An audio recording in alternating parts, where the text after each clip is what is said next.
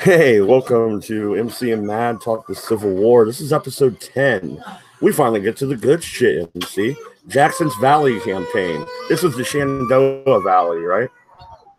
Yes, that's correct. This is the Shenandoah Valley where Jackson, really, this is what makes the name of Andrew Jackson, is basically this campaign um, more than anything else. And as we go through it, you'll begin to understand. He takes a small division of approximately between 10,000 to 20,000 troops maximum during the entire campaign. And Yeah, and not to cut you off, but when it started, he had what 3 or 4 thousand troops. He had to get resupplied by early. Early had to well, come in and reinforce him. yes and no. I mean, it's a matter of this is part of this is all under him. Okay, he's with a smaller contingent initially. All right, but he is actually in control of early. Early has been detailed to him already, right, as part of his unit.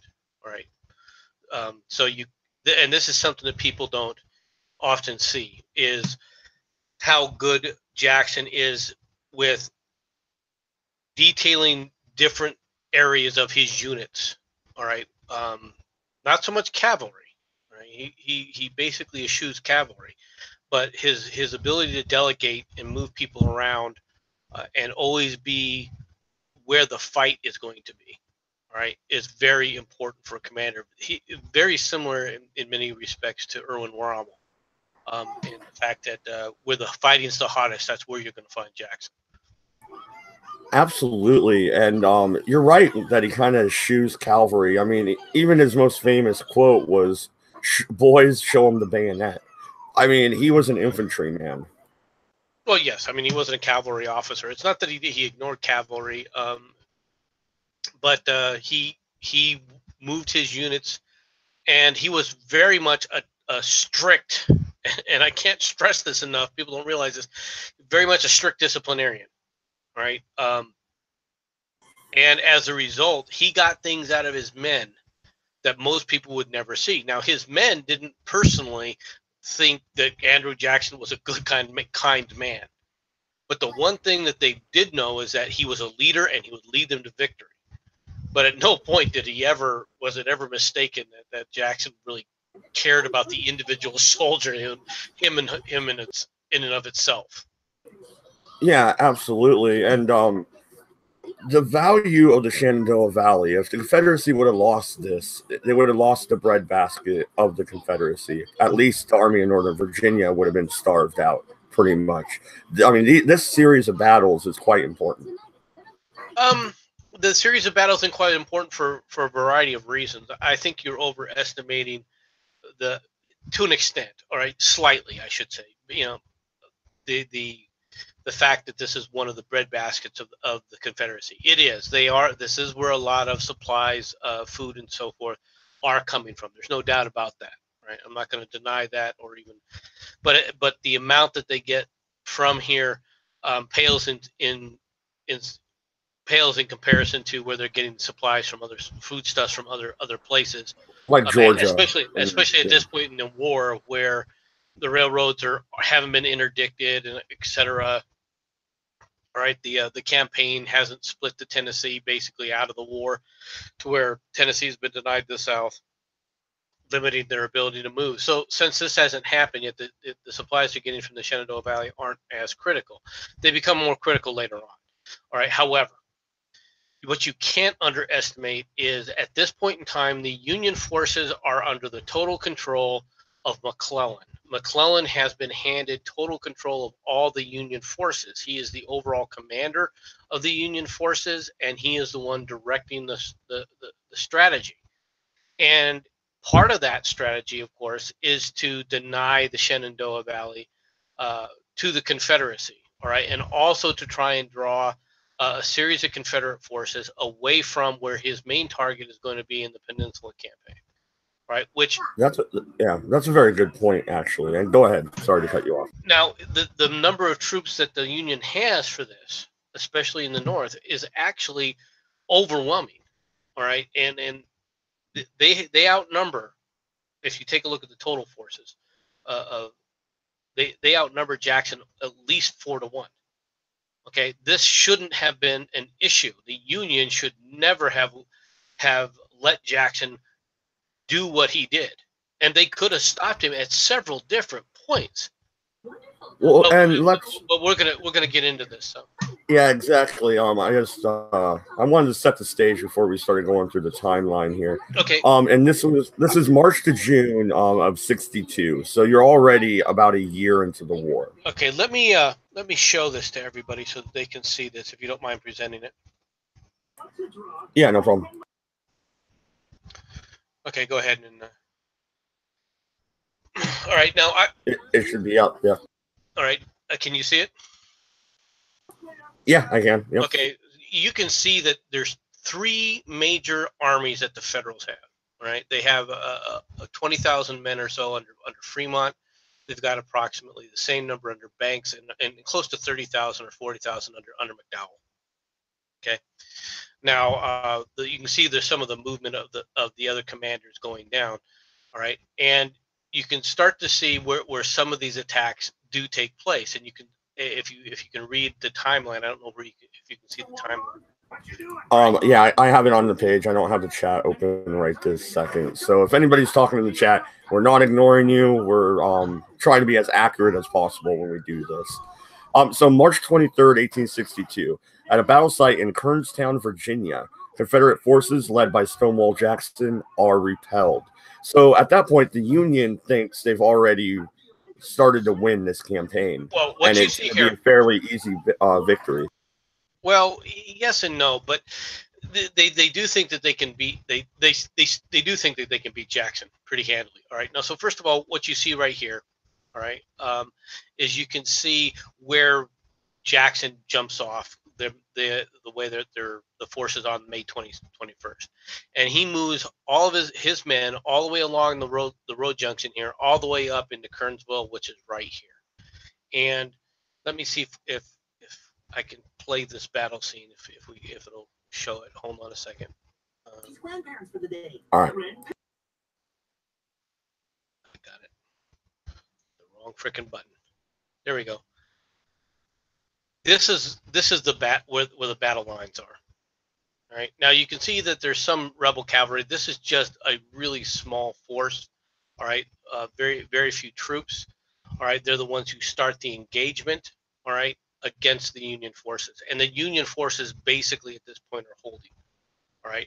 They don't have they're not an overwhelming force. All right. And what's more is they're just here. All right. To hold this area open. Right. Whoops. Wrong place. Their concern here is to hold this gap, the Manassas Gap. All right. Mainly because they want to make sure that the rail lines here so they can go forward. Right. This is what they're worried about going through Harper's Ferry. All right. So that's why they held. This is where the battle begins. All right. Now you can see all the way along here. You see Thornton Gap. You see Swift Run Gap. These are gaps through the Shannon, the Allegheny Mountain areas. Yeah, and this is pretty rough terrain we're dealing with, right? Correct. And so they're having to follow the main routes, and you can see that they're following train routes right through here, as for example, up to Newmarket. Well, no, gets kicked one off. thing I do want to point out too is the Confederates couldn't really dedicate a lot of troops to this campaign because if they diverted them from the defense of Richmond, then they're fucked. That's exactly what the Union wanted, right? Well, that is part of what the Union was looking at. Part of the Union strategy is the primary force of the Army of what will become the Army of Northern Virginia. It hasn't been designated that as of yet. Is in and around Richmond to make sure that Richmond doesn't fall. All right. Everyone's worried about what's going to happen now. While this is taking place, another battle is taking place in just a little ways away, and that is you end up with the naval battle between the Merrimack and the. Oh, I can't wait till we dig into that. The Monitor. And all right, so this is all playing into this. All right, that's all. It's I know we're looking at this in isolation, and Yeah. in some ways you can think of this as a small battle, but you can also take a look at several things that this battle does show, which I'll get to at the end of this. I'll go into. But do you want me to go on to April 30th? And on April 30th, 1862, Stonewall Jackson's forces are joined by elements under the command of Major General Richard S. Ewell at Conrad's store. That's what I was talking about. He did get his troop number bolstered a few days after he was repelled in that first battle. Well, right, but it's Ewell is assigned under him. That's all. That's what I was trying to refer to. He wasn't there just by himself and then begging for troops. Basically, Ewell was always going to join him. It's just at that point is where he does join him. Oh, okay, fair enough. And go ahead and continue. Like I like it when you're actually breaking down the troop movements and shit. That's why we're both here. So basically, you're seeing the movement between Ewell and also Jackson up to Front Royal again. Okay, now the battle basically is a standpoint here. Here's one of the things people got to understand. Jackson is quote unquote repelled, but all he does is pivot, and this is something that you'll see later on in the war. All right, instead of retreating, instead of going, okay, I was defeated and just drawing back, he goes, no, I'm going to sit up there and force these guys back in a different area. McDowell at this point has only sent part of his forces up here, and this is a problem because he's only sent Shield and Ord. Right, they don't overwhelmingly outnumber Jackson. Right, but because Jackson is here, they can't go forward because they don't have enough forces to go forward. Jackson then utilizes this to flow up here up to Kernstown. Right, and the thing about Kernstown now is you're cutting the rail systems, you're cutting the rail supplies, especially the supplies that Fremont needs. Okay. Yeah, no, and that's something I really noticed about Jackson is he never wanted to fall back. He just wanted to move the battle. He would control what the Union did instead of the other way around, like Grant does later in the war to Robert E. Lee. Grant ends up controlling where they fight, and that's what fucks Lee up. And that mainly, I think, is because of the death of Jackson later on in the war. But go ahead and continue. I just wanted to point that out. I don't think that had anything to do with it. It's just a matter of the ability, what your abilities are. But in this case, there's two things there's something that should be noted immediately. Okay, the Union forces aren't working together. They're not coordinating at all, and there's literally no reason for this. Okay. Now, Banks now sees the threat, comes on down. He is asking for help from McDowell. McDowell doesn't see it as a threat, so he ignores it. This allows Jackson to battle in Kernstown, go up, threaten Harper's Ferry, which forces Banks to go back out here again, all right, and then comes back down into this area after Jackson threatened it and basically leaves. Yeah, I mean, it just seems like he was controlling the movements in the Union Army, not the Union Army themselves. They were always reacting instead of acting. Now, at this point, what happens is you've got this. You got Fremont starting to come up here. There's a battle right here, all right, where Jackson stops Fremont from coming in there to reinforce or doing anything, right? But at the same time, he can't stay here. Now, this is shows you the problems that Jackson does have. Jackson can't stay still. If he does, the overwhelming superiority of Banks, McDowell, and Fremont will be brought to bear on him. And so he has to be mindful of this the entire time. He can't allow his troops, all right, to become trapped by the overwhelming numerical superiority. So he's constantly moving up and down this chain. Put a stop battle here, put a stop battle there. Comes down here, a couple more battles down here where he stops them again and then moves again. All this time, McDowell, all right, could have easily have swung through here, right, and trapped Jackson. All he had to do was get a defensive position through here, and he would have trapped Jackson. Jackson would have been hosed Instead, everyone is frozen in place. He does a block, and by the time they realize Jackson has moved on to the next area, all right, he's already on the move, and they don't even know where he's at. And the one thing that Jackson does do with the cavalry, probably better than any other person, which he doesn't use cavalry very often, but he does do them for one thing, which is as a screening force. He'll throw the cavalry into an area to show them that they're in one area, and then go somewhere else and totally mislead the idea of where the march is and where the main forces of Jackson are throughout this entire campaign. Jackson marches his troops literally, I think it was, 1,500 miles or something, some ridiculous amount of time. He was basically overall marching his troops close to 30 miles every single day in this entire campaign. All right. I feel sorry for his troops. I feel sorry for his troops. But yeah, no, you're exactly right. On May 3rd, he orders his men to depart the Shenandoah Valley in a ruse to trick Union observers. They soon return to the region by rail. The Confederates still have the ability, like you said, to use the rail line, and they are using it as fucking much as they can. Well, at this point in time, they do control, obviously they control Gordonsville, they control Charlottesville, all the way through Culpeper Junction. They even have Manassas Junction, although it falls to Shields temporarily, right? I mean, because they move through these areas back and forth.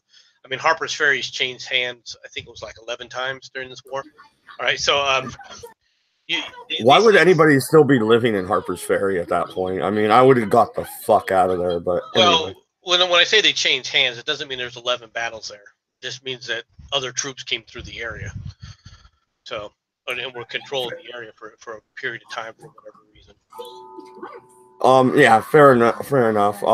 They say in this timeline I'm looking at that May 4th is the date that marks the official start of the Shenandoah Valley campaign. What do they mean by that? Because haven't they already been fighting here?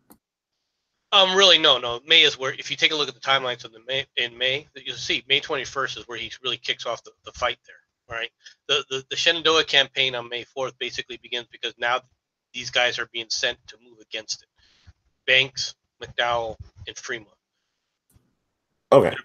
Now Fremont technically was supposed to be going down south and actually joining up with the Army of the Tennessee, and Fremont gets, of course, replaced by Rosecrans later on.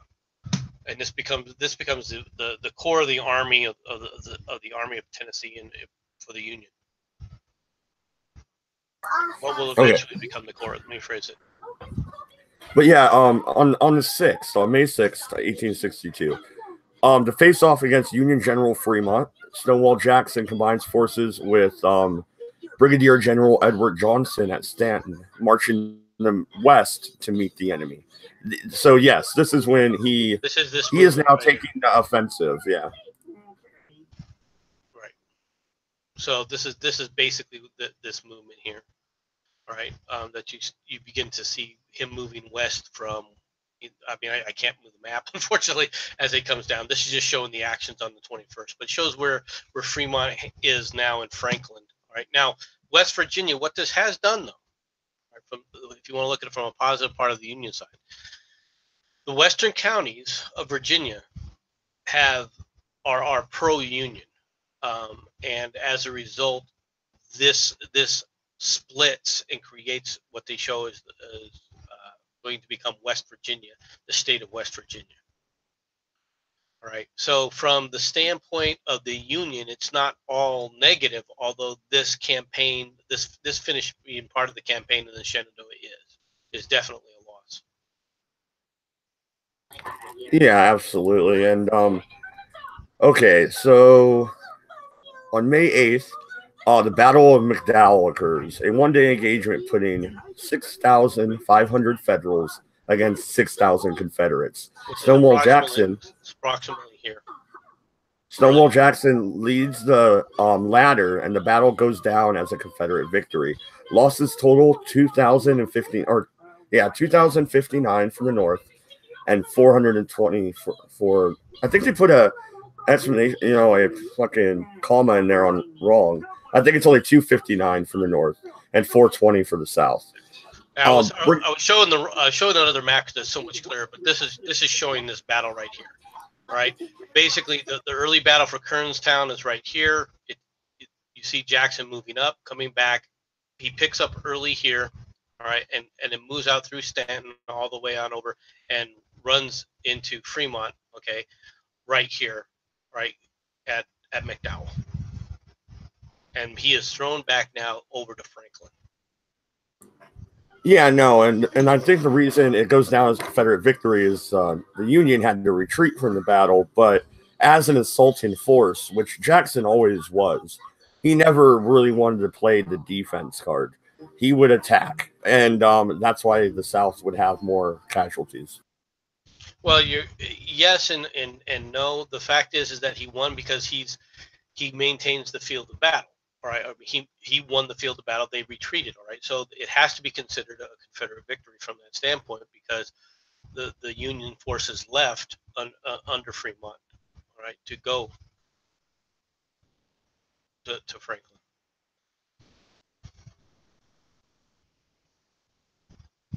So at this point in time, he's now allowed to pivot and return. And that's what you see later on.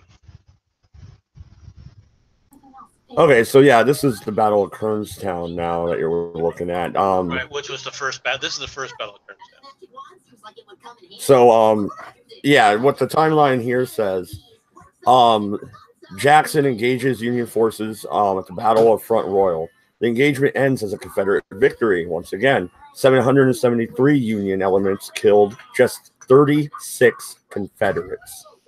John Reese Kenley commanded the North Garrison. The action now threatens supply lines to General Banks' forces.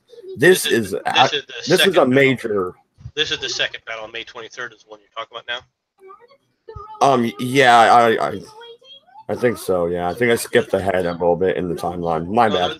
That's fine. But this is the battle lines on May 23rd. This is the battle lines on March 23rd. It's easy to screw this up because this was considered a victory more or less by the Union, although it's really, I mean, they push Ashby south. All right, they fail to pin Jackson. All right, Jackson is forced to move, but they're able to push them back. But at the same time, they don't capture any of the. Well, they almost turned the Confederate flank here. It looks like looking at the map to me. They do to an extent, but what they don't do is they don't crush them. I mean, Jackson's able. It becomes night like everything else, and Jackson leaves. He's not pinned. He's not held in place.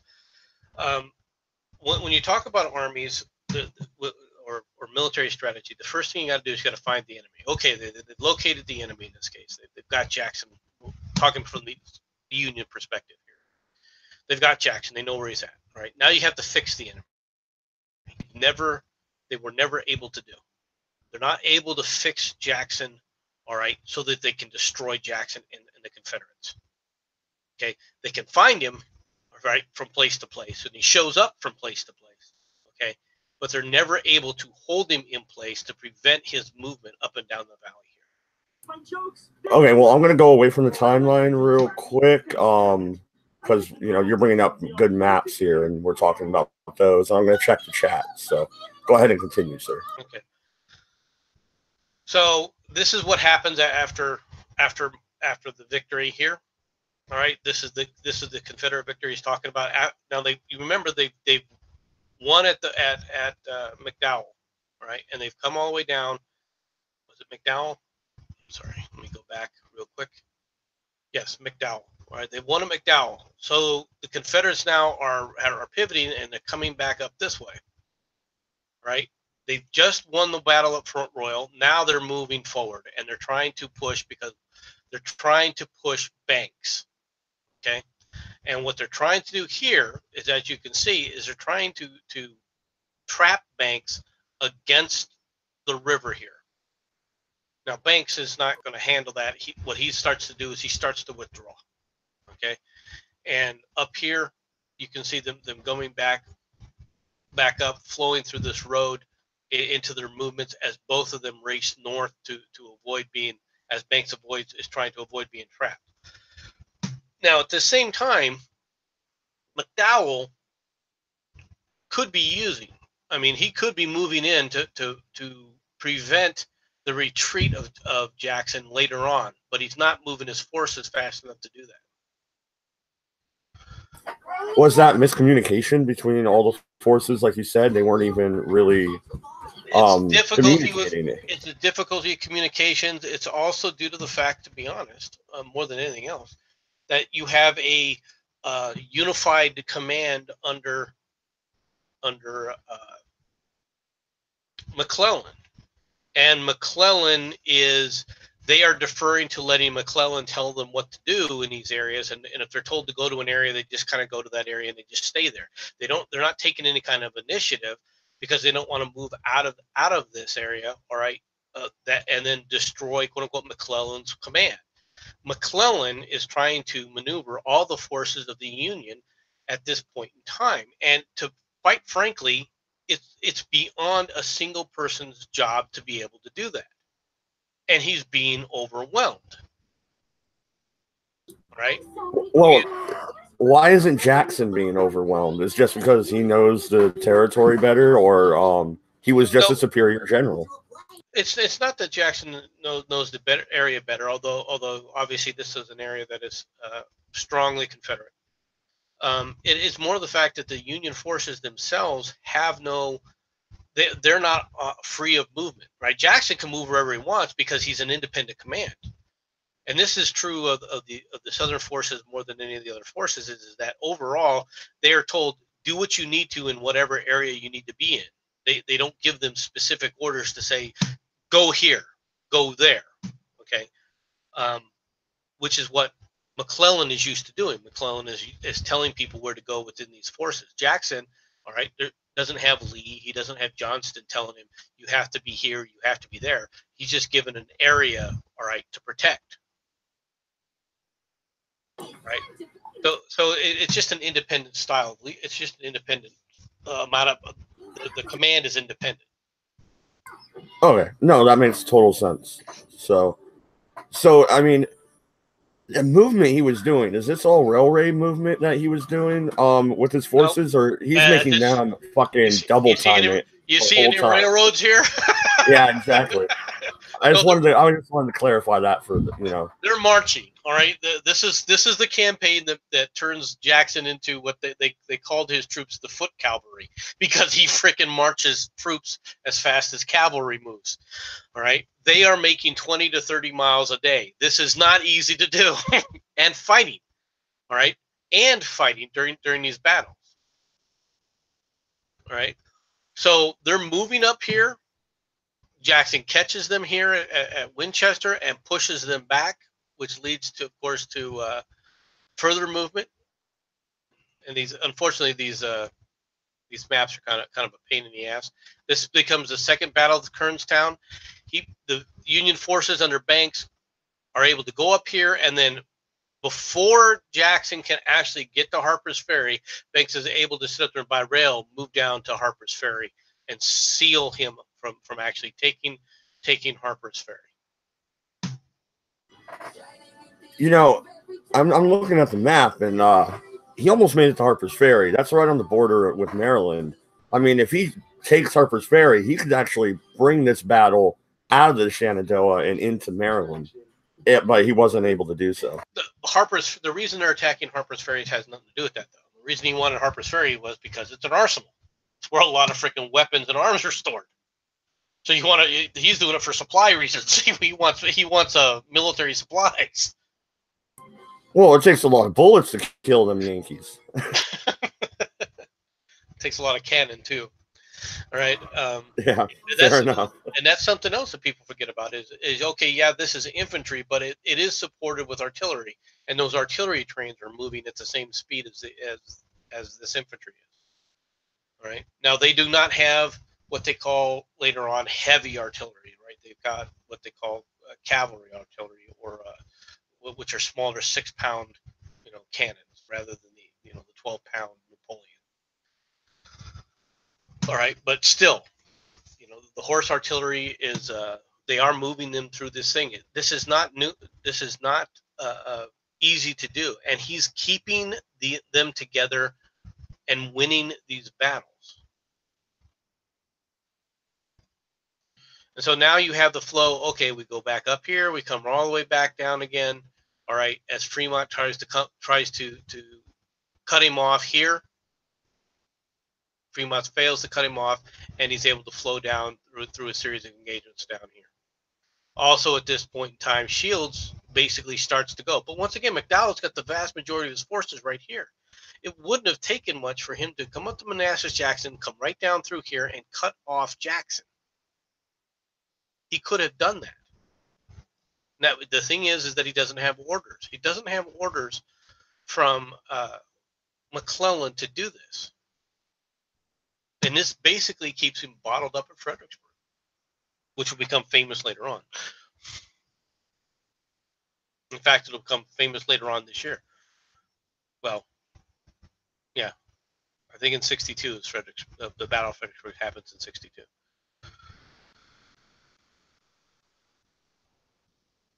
Or is it earlier in 63? 62, 63, you'll see this again. So, let's see if we can get to the Battle of Harrisburg.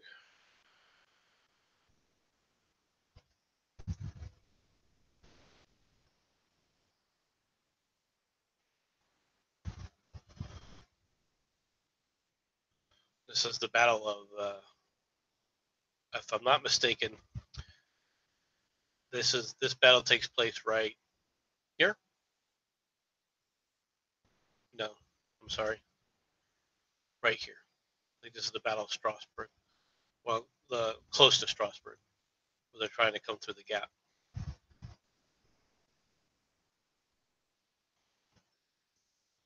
So, and of course, this is one of the more famous pictures of Stonewall Jackson.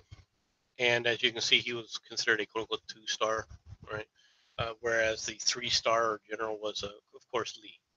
This is Lee's right-hand man. So, what's your next? What's the next thing on that timeline there, Mad Dog? All right. So we were at May 23rd, right?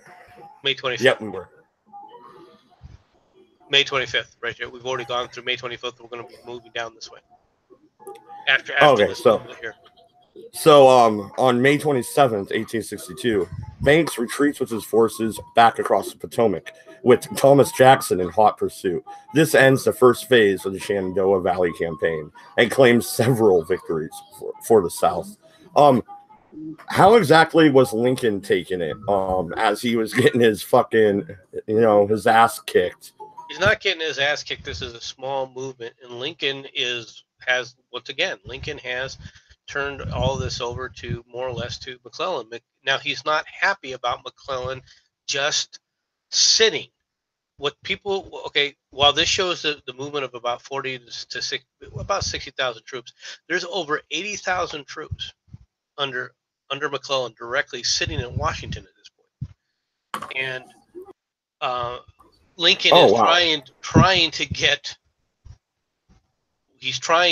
frickin' McClellan to actually engage, to use this massive army that he's got into this campaign, if nothing else, to fight in here to help with this, to crush Jackson in these small little areas. But McClellan is basically saying he wants to have none of this. He's upset. He's like, no, I'm not. When I'm ready to go, it's when I'm going to move, and everyone's going to know it. And the battles here are convincing him, meaning McClellan, all right, that the Southern forces of the Confederates are have way more troops than people are telling him that they have. And this is nonsense. He thinks Jackson has over 45,000 troops.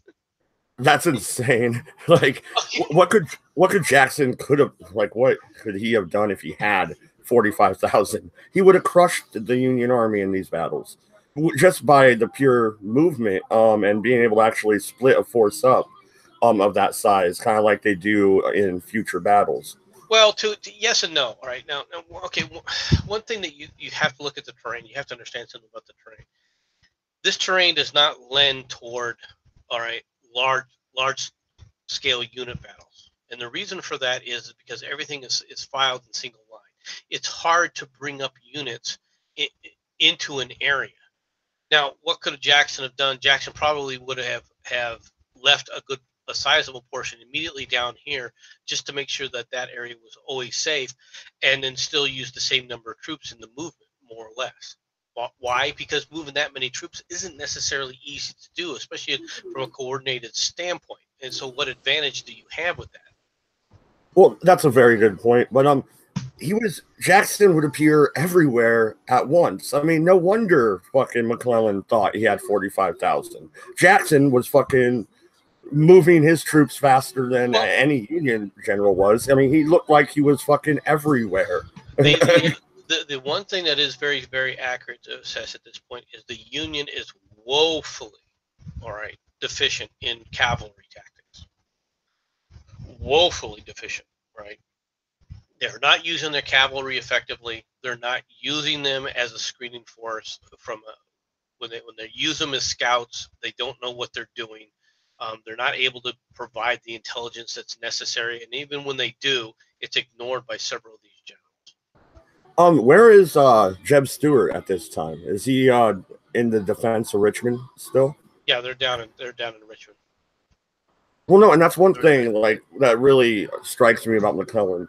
I don't think he wanted to fight this war at all. And later on, he runs for president against Lincoln and vows to end the war. So there's that to back up my point. I mean, I don't think that that's the case. It's not that he didn't want to fight the war. I don't think he cared about fighting. He looked at the war as a way to make a name for himself. The thing about McClellan was always all about McClellan. Okay, and he was called the Little Napoleon. Of course, he was fucking all about himself, right? Well, it's not just that. It's the fact is that he when he built the Army of the Potomac, and he did train it, he did turn it into an actual military unit instead of a bunch of farm boys. Right. The problem is then he felt that it was his baby, and he didn't want any harm to happen to his baby. All right. So from that standpoint, you can say, well, he cared about his men in a certain sense, yeah, right. But the problem is that he was more worried about losing a battle than he ever was about frickin' winning one. Because he was worried about how it would mar his reputation. Right? Well, yeah, so, no, and that was a major problem for him. Well, no, and like I was going to lead up to say, okay. Johnston could not leave the defenses of Richmond at the time. There's no fucking way Richmond would have fell. Richmond falls, the war is over. But there is no Confederate army headed north to sack D.C. There is no reason for McClellan to sit there with 80,000 men doing nothing. He could definitely have moved 2 to 3 months earlier. There's no doubt that he could have done it earlier. Now, and in fact, that causes that's a major effect. All right, that causes a major problem later on, because when he does choose to move, weather then intervenes. When he finally gets off his ass, all right, weather becomes a problem for him, right? Whereas if he'd have moved sooner, all right, weather wouldn't have been as much of an issue. All right, there are a lot of things that were happening simultaneously here. Like I said, at this point in time, you've also, don't forget, you're just coming off of the Battle of the Monitor and the Merrimack, or the CSS Virginia, right? So yeah. I mean, there are CSS things, Virginia. All right, so you're having these are other things that are happening simultaneously during these campaigns. Absolutely, and we'll go ahead and go back to the map here. So now we're looking at June 8th. The Battle of Cross Keys is like, they have so many typos in this fucking timeline. Did you go to June 6th, the Battle of Harrisonburg? No, actually, that's not on my timeline. Go ahead this is a small little battle. It doesn't mean much, because basically both sides are racing at this point. And what they're trying to do now, the Union generals have finally got it through their heads that they've got to trap Jackson. Okay, and that's what's happening here, is they're trying to trap him. But it doesn't look like they got a more detailed battle across Keys. Unfortunately, they're not able to do it. All right, from the Union perspective, it's unfortunate, but they're not able to actually trap him. Well, no, it's just like like we were saying, like Jackson just knew how to push his men to the limit. And you're right, they hated him for it, like they really did. But I don't know. Now, He got victory. here is an important thing when you're talking about the battle. You see the initial starting lines of where this is. You see where the Union lines were, all right, and then you see where the Union lines are after the battle, in the battle position. You see the Confederates are able to come along this line to basically roll up this smaller unit here, forcing the Union batteries, all right, back across. All right, they lose a lot of batteries and artillery here to the south, right, which get captured. And that comes into effect later when Robert E. Lee sits up on a ridge and wipes out quite a bit of the Union Army. What was that battle I'm thinking of? God damn it. Sharps Creek, I think. You're talking about Fredericksburg, but that's not Fredericksburg, okay. That's years later. Well, about a year later. But I'm sure some of those Union artillery pieces were actually used in that battle. Well, it's interesting that the artillery pieces would go back, and in some cases, artillery pieces go back and forth. All right, but the main advantage that the Confederates had at this point in the war is, quite frankly, they've got better artillerymen. Alexander Porter is probably the best artilleryman of the war. All right, he fights in the Army of Northern Virginia. There's several other artillerymen that are quite prominent in the Southern forces.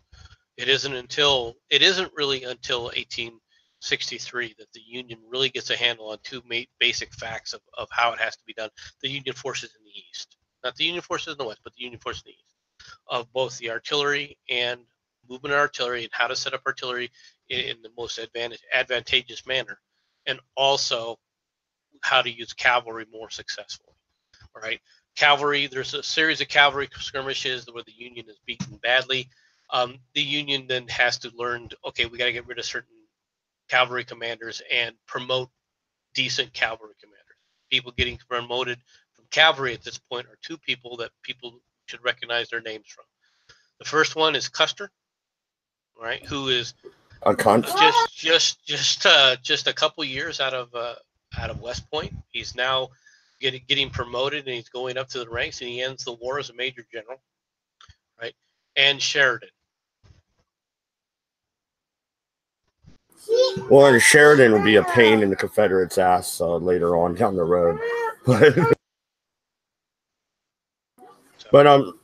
looking at the timeline, we hit June 8th. We went through this pretty quickly, actually. But June 8th, 1862.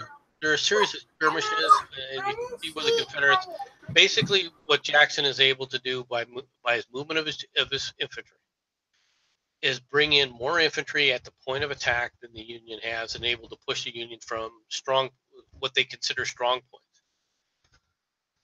But if you take a look at this battle, this is a nonsensical place to place artillery. This is not how you would best use artillery, at least from this standpoint, right? Your artillery is in front of your lines. This is silly. Okay.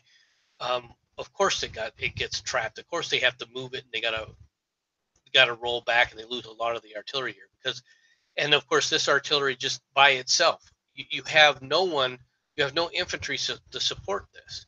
And while artillery can do a lot of damage against infantry, all right, if it's not supported by infantry, all right, it's easily to be taken out, and that's what happens over here in this part at Cross Keys.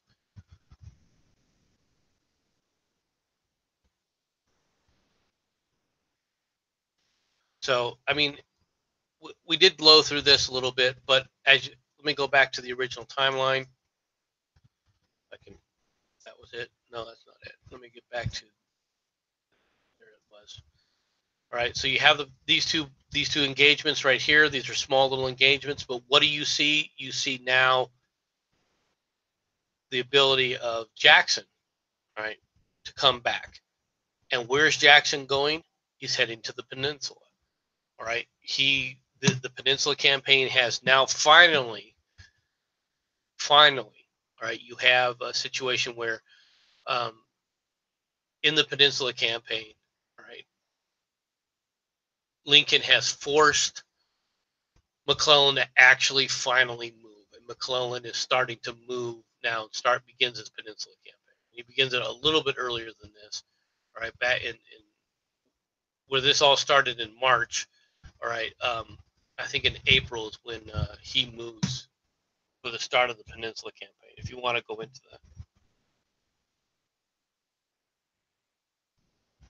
that.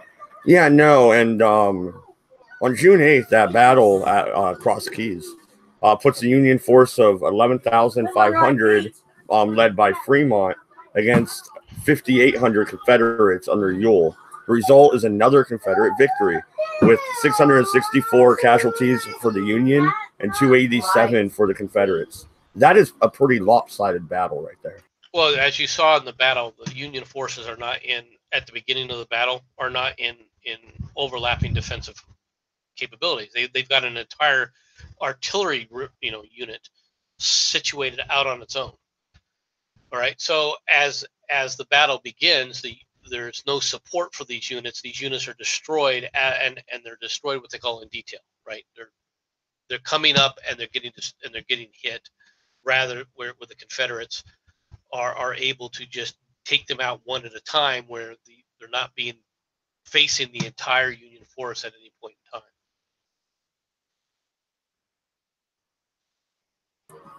Yeah, exactly. And it's this battle, this series of battles that really puts Jackson on the map. But you wanted to talk a little bit about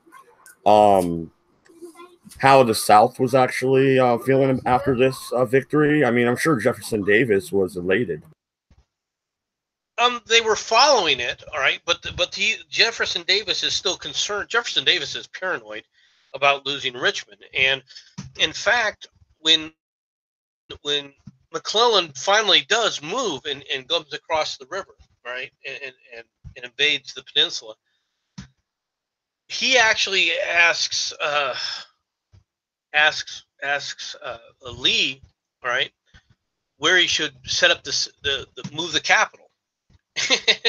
Because when to abandon Richmond, and Lee says you can't abandon Richmond. We must not let Richmond fall. All right. So, yeah, they're happy. I mean, they're following the campaigns and they're cheering. Yay, these are great victories. And they are, magnificent victories for the ability that they have. All right. But at the same time, Jefferson's looking at the entire war, and the entire war isn't going their way. For example, they have the CSS Virginia bottled up, and in fact, it's the Peninsula Campaign which destroys the CSS Virginia. Okay, the blockades are not broken. They're becoming the blockades were leaky. All right, they ran boats through there and into the Caribbean and bought shit off the British all throughout the war, even in '65. Of course they did, but the amount of supplies were not nearly enough, and they weren't going to be enough. They're already starting to feel shortages here. All right, they're already starting feeling shortages of material. All right, for the overall war effort, and furthermore, the South is having issues to the point where in April of 1862, conscription is issued by Jefferson Davis, where he orders conscription to take place for the first time. And as part of that order, of course, he says, okay, well, people are going to be upset about this. I'll give them a way out. And you could, if you were rich, you could buy your way out, or you could donate a number of your slaves to get your way out, which then further demoralizes the South and angers the South, because they're like, poor man's war, rich man's fight. Or, I mean, rich man's war, poor man's fight. I'm sorry. Got that backwards. All right. Well, no, and they end up having to actually, press people in the service towards the end of the war. They actually have to conscript. But at this point, all these soldiers are volunteers. Well, not after 1862, they're not. And in fact, all their volunteer enlistments, he cancels all of their, and it basically extends them all for the duration of the war. I can hear you just fine, but the chat cannot. So I don't know what's going on with our video here, but our sound has pretty much vanished. I guess we could wrap it up because I don't want us to just, be The talking chat into can the no longer void. hear us. I'm sorry about that, chat. I don't know why you can't hear us. But basically, at this point in time, already in 1862, in April of 1862, the South is suffering from massive manpower shortages. All right, so they've gone to conscription, and they've also basically canceled all the end of their many of the enlistments. The voluntary enlistments were going to come due. They're all being canceled now, and he says that they're all in the army until the end of the war. But that's the only way you could do it, really. You have to. I mean, they would have no men to fight because, they want to go home to their families and take care of shit, especially when, well, you don't call it pillaging, but when the pillaging begins. Pillaging, good grief. The pillaging never really takes place the way you think they are. It's over exaggerated. I'm not saying that things don't take place, but the pillaging is on both sides. But we'll go into that in a different when we talk about Maryland Raiders. Yeah, well, the Raiders, true, and also the campaign that ended in Antietam. Well, okay. So what happens here now is this is going to flow into obviously the Peninsula Campaign, which we really need to spend a lot of time on the Peninsula Campaign.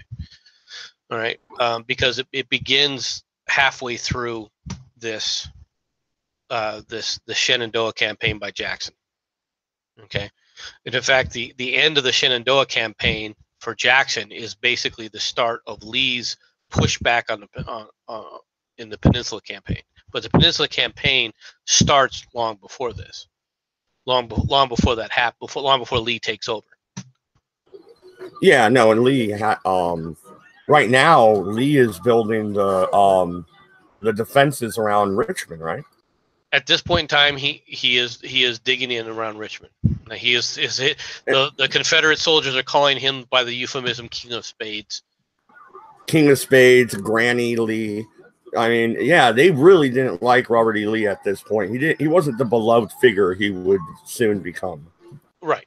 Now, Lee himself is also a disciplinarian, not the kind of cold-hearted disciplinarian that Jackson is. All right, but he is a disciplinarian. He does believe in justice. He does believe in making sure that the rules are applied. Okay. Then again, though, he also signed a bunch of orders, stays of execution for deserters, which actually Jackson would shoot you if you were a deserter, and he would have no qualms. You don't get a stay, but then again, you don't get a chance to get a stay because you're shot long before then. Yeah, no, and that's really true. I mean, Jackson wasn't necessarily a nice guy.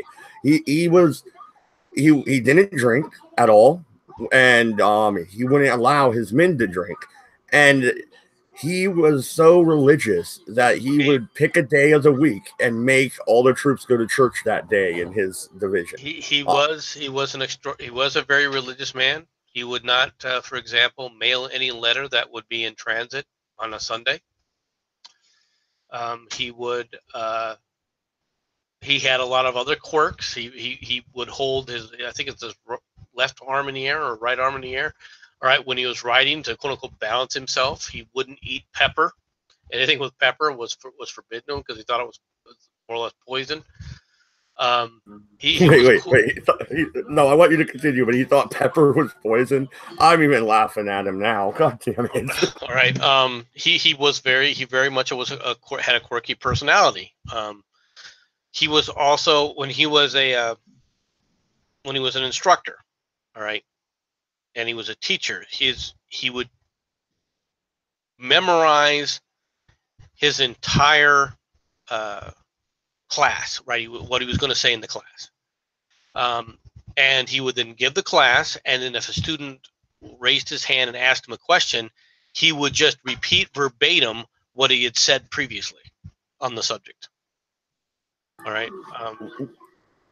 Very single-minded, as you can tell. All right. Quite focused. He had the ability to focus is a good thing. All right. When you're talking about, especially in a battle where you're like, okay, I can maintain my focus. I don't get overwhelmed with all the different things. The focus is maintained on the battle. But at the same time, one of his soldiers, he's looking around for one of his soldiers, and I think the Battle of Fredericksburg, and it's one of his runners, and he goes, "Where's Lieutenant so and so?" "Oh, I'm sorry, General. Lieutenant so and so has been shot and killed." Most commendable, most commendable. And they never talked about him again. When you talk about a hard-nosed bastard, in many ways, he was very much the predecessor of someone like Patton, all right, who didn't care about his own troops. Now,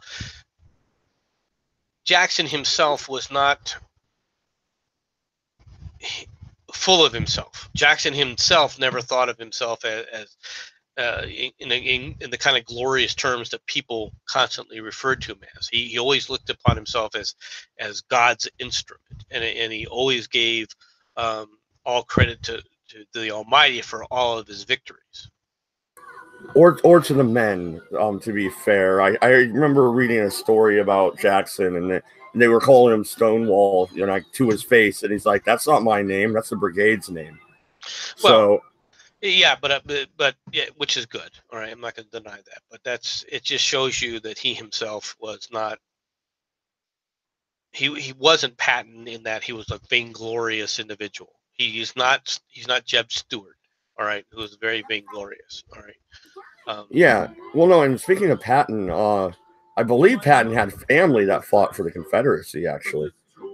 Well, he initially worked at VMI. It's very possible that he did. I haven't studied all of Patton's record, to be honest, to know what his quote unquote family lineage was. But I mean, the whole outcome of this campaign pretty much is to put the spotlight on Jackson. Really, that way. I mean, now the Confederacy uses him to his ability. They start letting him push the troops around, and they divide their army later with him in lead of it. I mean, it proves his worth to the most important person coming up, and that's Lee. All right, it proves that he himself can act independently, all right, with minimal orders, all right, and make the correct decisions. So, do you think Johnston was a good general as well? I mean, because he was leading the Confederate Army at this point. Lee is not in charge of it yet. It's hard to say that because you don't ever really get to see Johnston in action. I mean, at the Battle of 7 Pines or whatever you want to call it. The 7 Days battle, or no, that's a campaign. But yeah, I think right. 7 Pines. Is his only foray into it where he's wounded badly and Lee takes over. It's hard to say just how good a general he could be or would be or wouldn't be. All right. He may have been a decent general. All right, but by the time he is back given a command, it's too late. The South doesn't have the forces, all right, to actually make a difference in the war. Yeah, no, exactly. And we did kind of breeze through this, but that's we've been keeping to this hour kind of format. So I say we wrap it up here. Let me look and see what the next battle is. Well, I think the next thing we should go over, to be honest, are two big events, right? And that is, let's talk about the Virginia. Let's talk about the Monitor, right? Because it's very important to what's coming up. Right. And then that's what we're going to do next weekend. That sounds good. There's something I want to put out to everybody about the Monitor that's just absolutely astounding. All right, I find it very astounding. People don't realize. No, it'll demonstrate something that people have to understand what the Confederacy was facing. Absolutely. So, yeah, we're going to be talking about the Confederate Navy next weekend, which is a very small Navy, and it doesn't end well for the South. Any last thoughts? Well, while some of the battles win, none of it ends well for the South. When it really comes down to it. But no, that's everything I got right now. All right, thank you, everybody. Please like, subscribe. If you feel like helping the channel out, I do have a Patreon, and I do have a PayPal tip jar. Thank you very much. Good night, good luck, and do not move to fucking France.